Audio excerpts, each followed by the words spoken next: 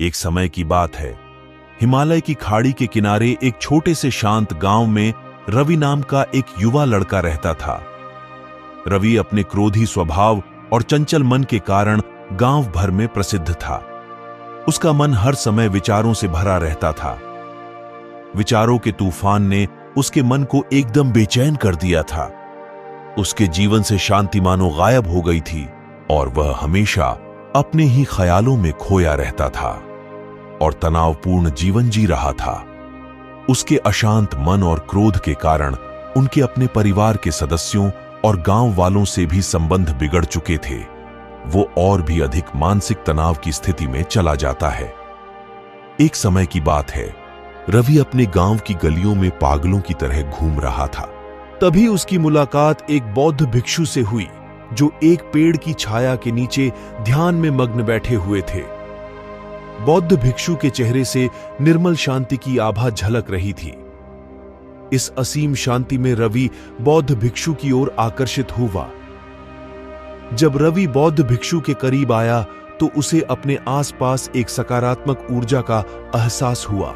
उसको एहसास हुआ कि इस असीम शांति और सकारात्मक ऊर्जा का स्रोत कहीं न कहीं इस बौद्ध भिक्षु के भीतर ही है। इसलिए वह वहीं बैठकर उसकी आंखें खुलने का इंतजार करने लगा।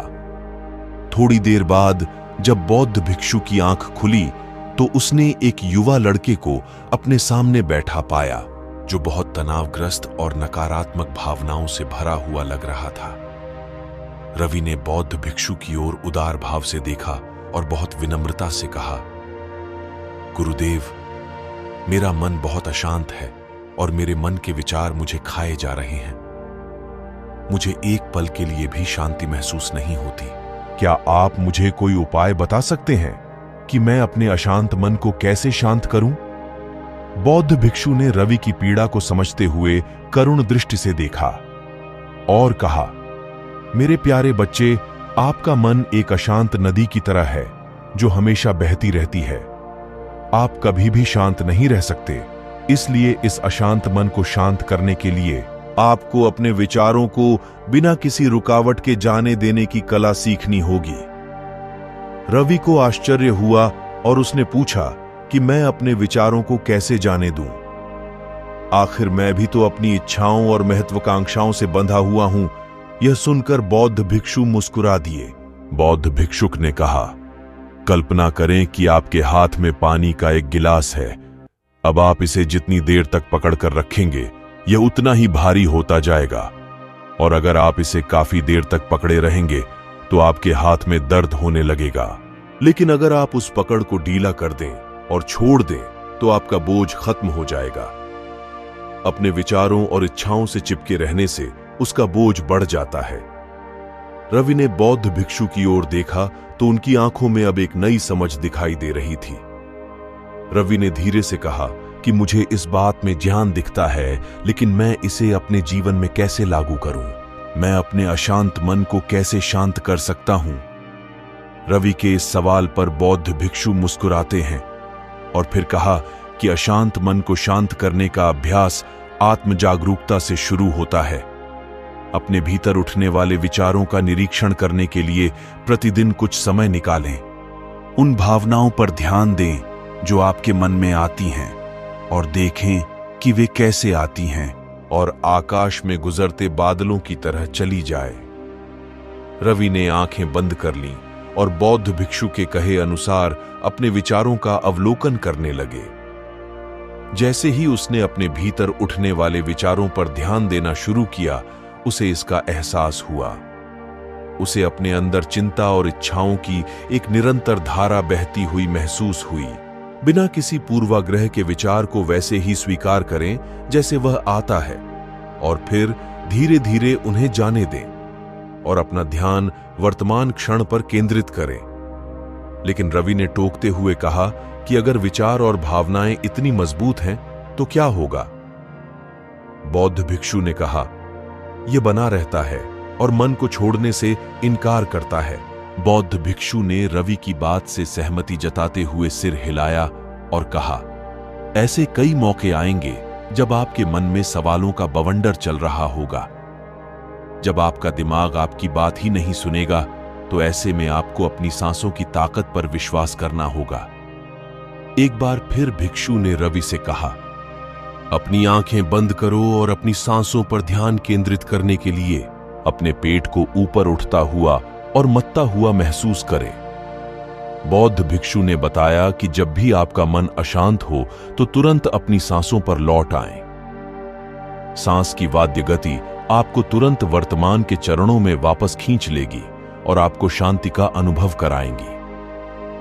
एक बौद्ध भिक्षु के निर्देशानुसार आने और जाने वाली सांसों पर ध्यान केंद्रित करने का प्रयास करें। इस छोटे से व्यायाम से उन्हें मानसिक शांति का अनुभव हुआ। उसे याद आया कि उसकी सांसें हमेशा उसके साथ थीं, जो उसे वर्तमान क्षण की याद दिलाती थीं, आराम और शांति लाती है।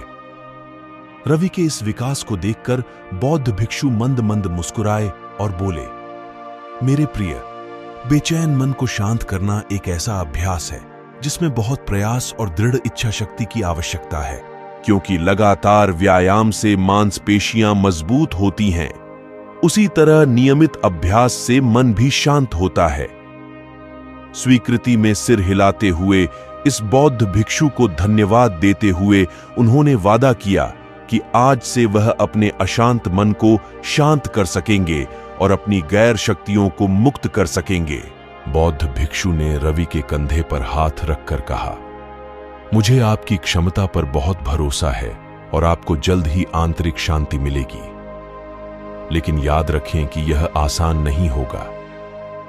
लेकिन अगर आप दृढ़ इच्छा शक्ति और खुले दिल से प्रयास करेंगे तो आप निश्चित रूप से वह शांति पा लेंगे जो आपके अंदर है। उस दिन से रवि अपने अशांत मन को शांत करने का प्रयास करने लगा और हर दिन ध्यान करने के लिए एक अलग समय निर्धारित किया। उसने अपने मन में उठने वाले विचारों को बिना किसी रोक टोक के जाने दिया और अपनी सांसों के जरिए खुद को वर्तमान में बनाए रखने की कोशिश की। समय के साथ अभ्यास करते हुए रवि को अपने अंदर शांति का अनुभव हुआ। जैसे जैसे समय बीतता गया, रवि को ज्ञान और शांति का स्रोत कहा जाने लगा।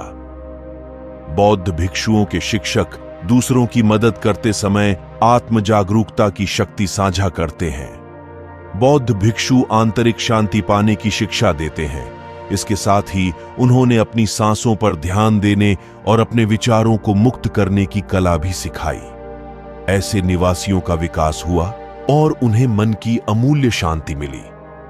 बौद्ध भिक्षु की शिक्षाओं और रवि द्वारा संचालित अभ्यास के माध्यम से विचारों को त्यागने और वर्तमान में जीने की कला दूर दूर तक फैल गई।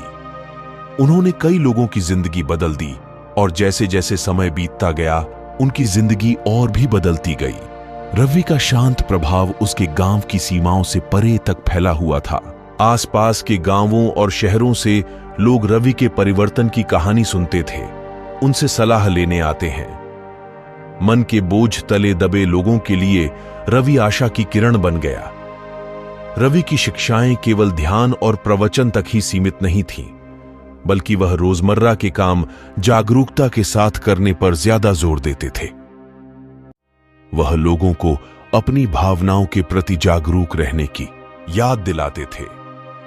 इस बात पर ध्यान दें कि आप दिन भर में क्या करते हैं और अपने आसपास होने वाली घटनाओं पर आप कैसे प्रतिक्रिया करते हैं। हर काम पूरी जागरूकता के साथ करें। जब आप खाएं तो प्रत्येक टुकड़े के स्वाद का आनंद लें।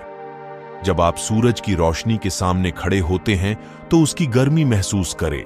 लोग क्या कहते हैं उसे ध्यान से सुनें और समझें। छोटे छोटे बदलावों से लोगों के जीवन में चमत्कारिक परिवर्तन आते हैं। रवि की शिक्षाओं से लोगों ने सीखा कि जीवन का आनंद वर्तमान में जीने में है। दोस्तों, यह कहानी का अंत है। मुझे आशा है कि आपने इस मोटिवेशनल स्टोरी से बहुत कुछ सीखा होगा। वीडियो को लाइक, शेयर और चैनल को सब्सक्राइब करें। आपका कीमती समय देने के लिए बहुत बहुत धन्यवाद।